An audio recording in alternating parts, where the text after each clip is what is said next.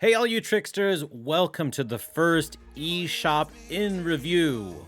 This is a new series that will allow me to do a group review of sorts over multiple eShop games that have released the previous week.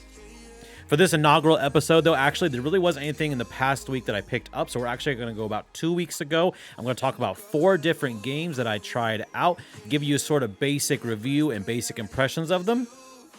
As far as a review system, I think I'm going to just go with a more simplistic, either I fully recommend it, discount only, deep discount only, or never touch.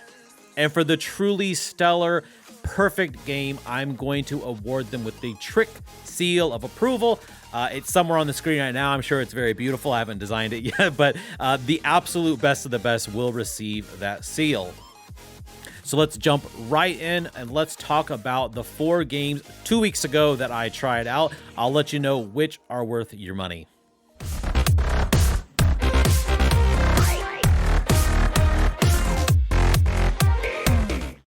Skycadia is a 32-bit, maybe PlayStation 1 style retro throwback dogfighting game. The gameplay is very simple. You're going to be choosing a bird who will also have a plane of their option, and you are going to be jumping into arcade-style levels where enemies are going to be pumped out at you. You're going to be dogfighting with them and then ultimately collecting bounties that you can use to purchase new pilots or new weapons. The gameplay is very straightforward. It plays like many other dogfighting games. You have the different directions mapped to the sticks. You've got a boost button and, of course, your weapon that you fire.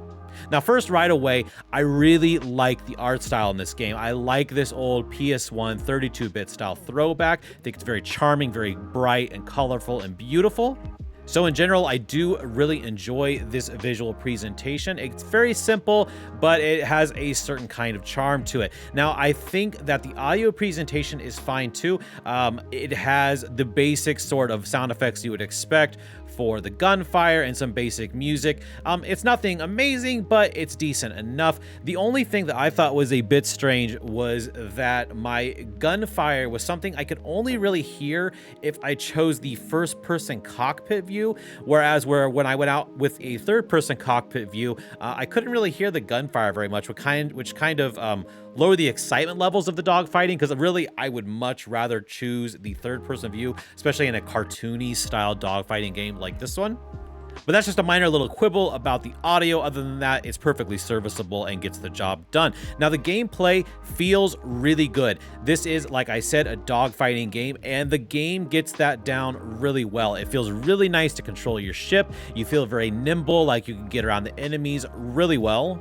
The game is split into 2 different types of games. You have the arcade style, which is level by level, taking on a specific group of enemies. And then you have more of an endless mode where you're just constantly taking on more and more waves of enemies.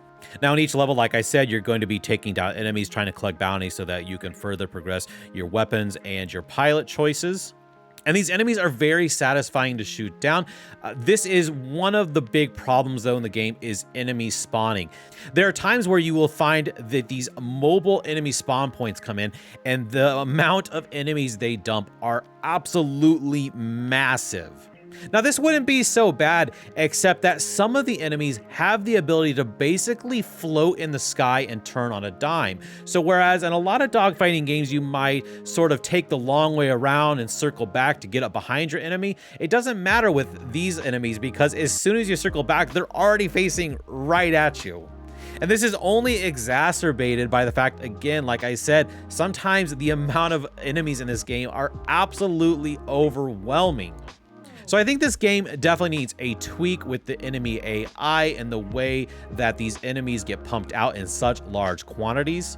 And again, this is also an issue in the endless mode, where I feel like it ramped up a little bit too fast, again with the difficulty. And it's not the difficulty is because the enemies are so talented or their AI is so strong. It's really they just have what I feel are unfair advantages to turn on a dime and have a sheer numbers that are innumerable at times.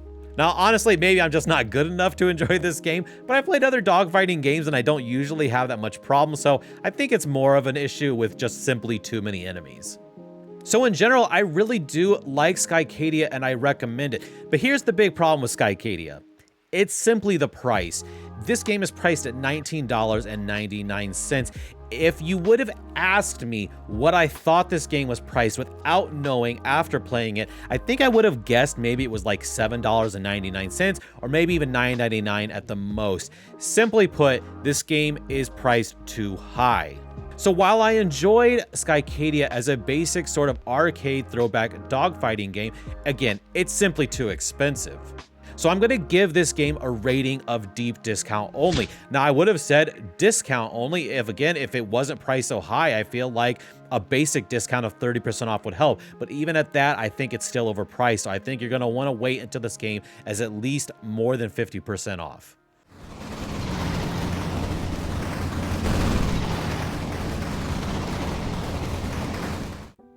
Tower Princess is a really unique idea for a game. It is a platformer combined with a roguelike and sort of a hack and slash style game. The basic idea is you play as a knight and you are going to choose from various different princesses that you will be rescuing over the game. And these princesses each have a special ability and you are trying to escort them out of the tower. Now, to be honest, this game does have a really cool premise and idea, but I'm just going to be completely honest and get this right out of the way. This game sucks big time. Now, right away, as soon as you turn on Tower Princess on the Switch, you're going to notice that the game is ugly. Now, I don't know if on the PC it suddenly would look beautiful, but it looks like there is a thick layer of Vaseline over the Switch version of the game. Everything is blurry and murky looking, and even with that blurry and murkiness, the frame rate is still pretty bad. And for a platformer, that's not good.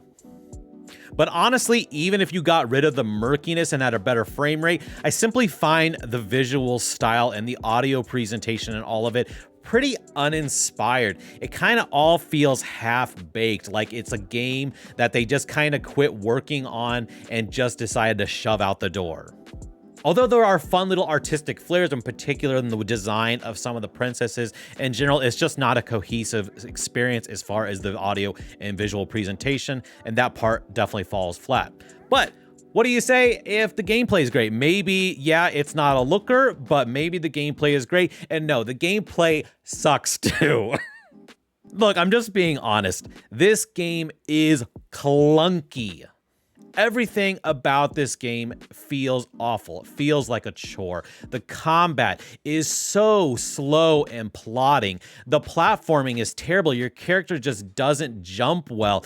And not only that, the camera, you are constantly having to self-adjust the third-person camera. It just doesn't have a good system for following you around, and the platforming really suffers because of this. And for a game that advertises itself as a platformer, there's exceedingly little platforming. In fact, most of the rooms are just flat rooms you go in and take on some baddies. Now, what about the combat though? Again, if the combat were something special, then maybe it could take over for the platforming. But again, this combat is so sluggish. It feels so slow. You have a lock-on mechanism that's sort of similar to like a Legend of Zelda style lock-on. But even with this, everything just feels like you're swimming through molasses with the movement.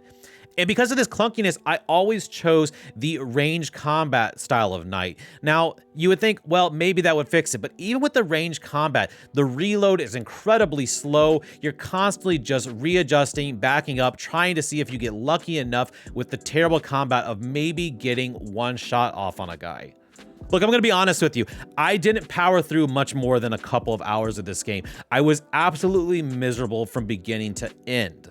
I find it hard to believe that there was some sort of great game just beyond the 2 or 3 or 4 hour mark, so I gave up on Tower Princess. Personally, I think even if they iron out the audio-visual presentation, I just don't think there's a game here that anyone really should bother picking up.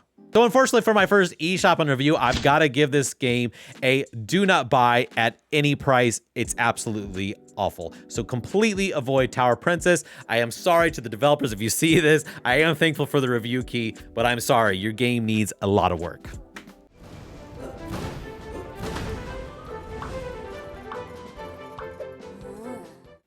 Circus Electrique is a Darkest Dungeon style RPG, but with a steampunk circus sort of theme all wrapped around it. Basic premise of the game, I believe you are the niece of this ringleader of the circus, and he is presenting this new attraction. Now, it's this big like Tesla coil type contraption that one of the members of his troupe has created, and the thing ultimately goes haywire. And the fallout of this is it almost creates a sort of zombification of some of the citizens of London. So you will be playing as this young lady, and you will be recruiting a troupe of circus performers to be able to take on these sort of zombified denizens of London. So you'll be choosing from characters like a clown or strongman or a fire breather or many other sort of typical circus archetypes. Now, just like in the Darkest Dungeon games, all these characters have different abilities, different ways to buff each other, or different types of attacks. Everything is changed by depending on where you put them in the lineup, with how they are reacting or what they are able to do during combat. And combat's really enjoyable. I really enjoy the analytical style of this game. There's a lot of information to take in, so you're going to be given a lot of information to try to optimize the best way to take on each group of baddies. So I should note right away that might actually be the first negative for some people who are looking at this game. If you're new to the Darkest Dungeon style of RPG, this would probably be one of the worst ones to try out for the first time. I just think that this game has like a really huge glut of information, and it can be kind of overwhelming, honestly. Now, fans of the genre are probably going to eat that up. They're going to love all of the ways they can analyze the best lineup, when to use which character, when to buff this character, when to put this character in the front or the rear. There's all kinds of ways to try to optimize your lineup. But for newbies, I probably wouldn't recommend this at all to them. Now, as you've probably already seen by now, the visual presentation is really beautiful. I really love the steampunk art style. It was something I never got tired of looking at. It's sort of cheerful, yet kind of dark and disturbing all at the same time. The voice acting is really well done. There's lots of great sound effects. The whole audio-visual presentation is really done really well. Now, not only in Circus Electrique will you be taking on these baddies, you are also going to be putting on circus shows. Now, unfortunately, you won't get to see the circus shows, but one of the things you have to do in order to gather resources and money to help fund your troupe is put on these shows. Now, you're going to have to choose from all the characters you have available and send some of them to do a circus presentation, and then send the rest of them to go out adventuring. So there's going to be a lot of shifting and balancing back and forth of which characters you keep on the adventure and which you put into the circus show. And even the circus show has a lot to decide on. There's a lot of factors depending on who you put in, whether or not they mesh well together to put on the best performance and to get the most resources and money and best reviews possible. If I haven't made it clear, this game can be pretty overwhelming with the amount of information you have to take in. So ultimately, all that together, I think I'm going to recommend this at a discount.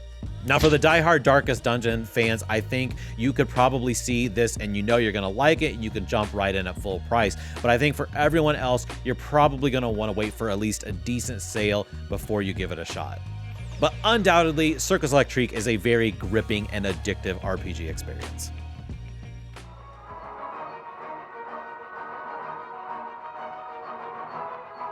Justice Sucks Tactical Vacuum Action. That is a mouthful of a title.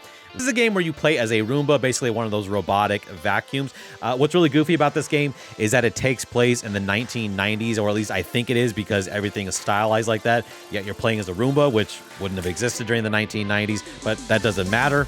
In fact, the whole reason they get away with the 1990s is because of the way the plot plays out. So the way the game starts out, without spoiling too much, basically you're defending your family, and the corporation that has designed you has decided to come back and do a recall on you. And in the process of getting recalled, you are thrown into a big screen TV, which basically sort of fries you, and you get thrown into this sort of virtual world.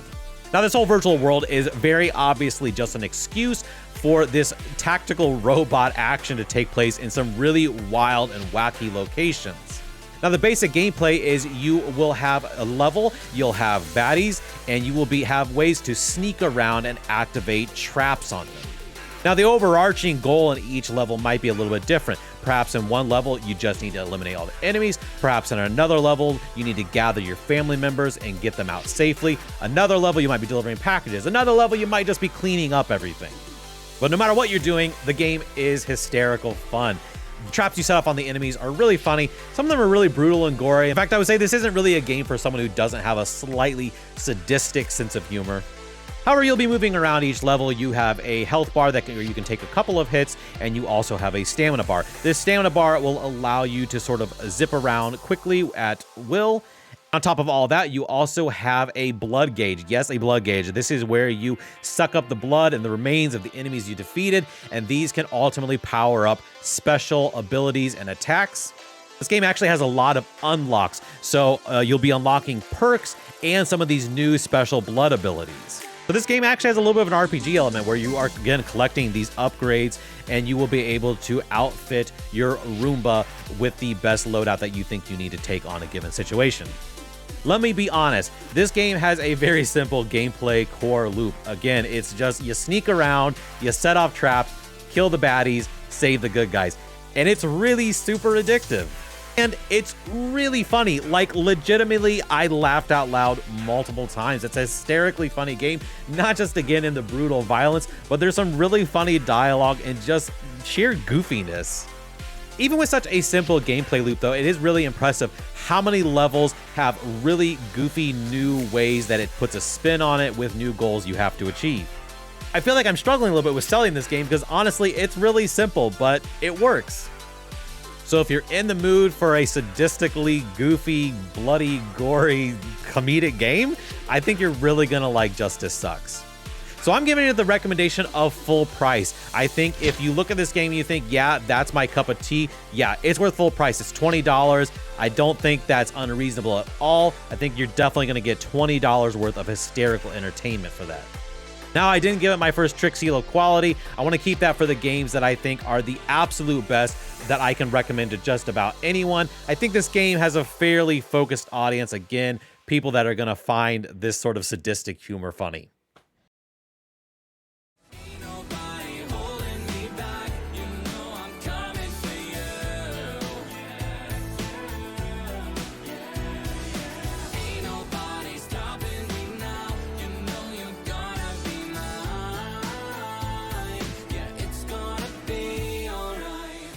Haiku the Robot is a Metroidvania game through and through.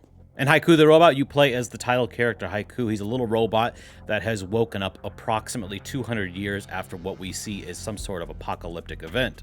And now Haiku is tasked with exploring a 2D Metroidvania style world where he's going to be taking on corrupted machines that have been infected by some sort of virus that we're not quite sure what it is, but we do know that it's pervasive and it is taking over all of these automatons.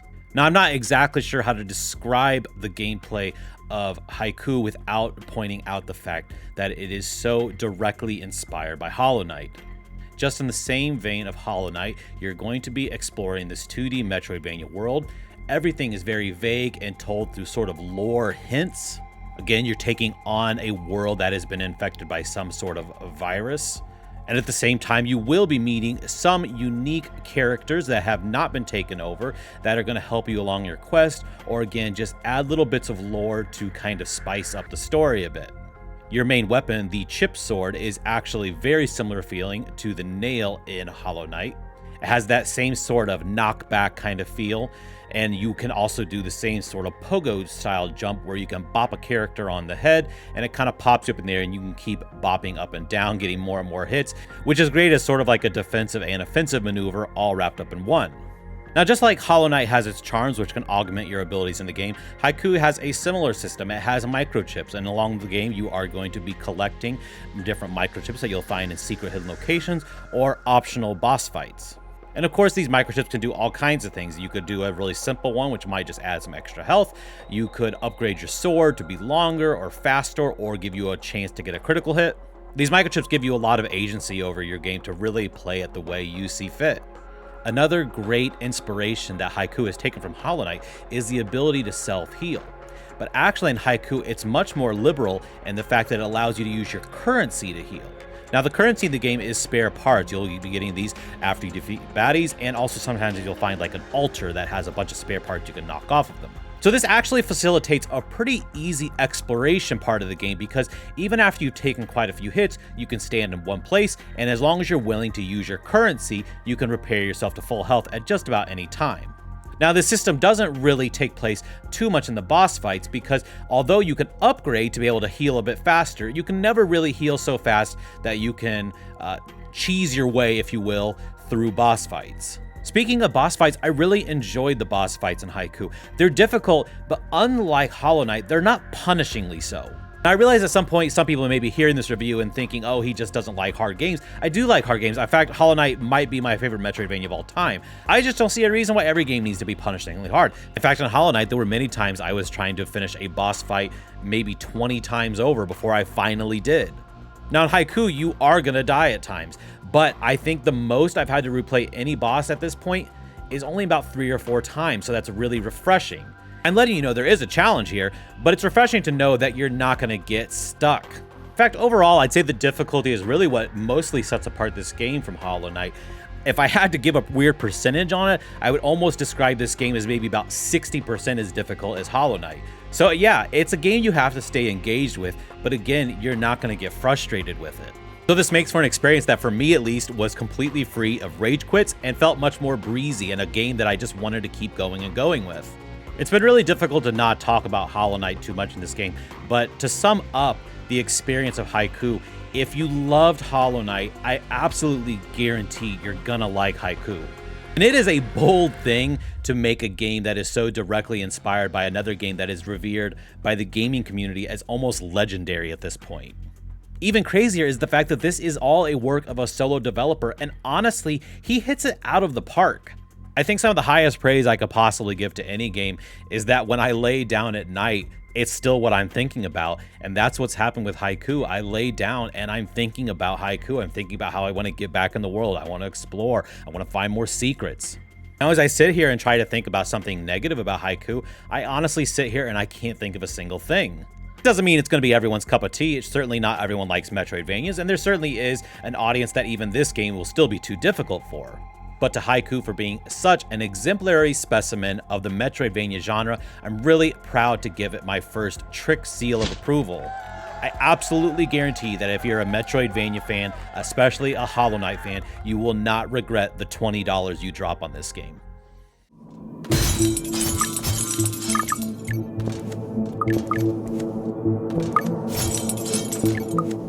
Alright, all you tricksters, I sure hope you enjoyed this first eShop and review. Let me know if any of these games interest you.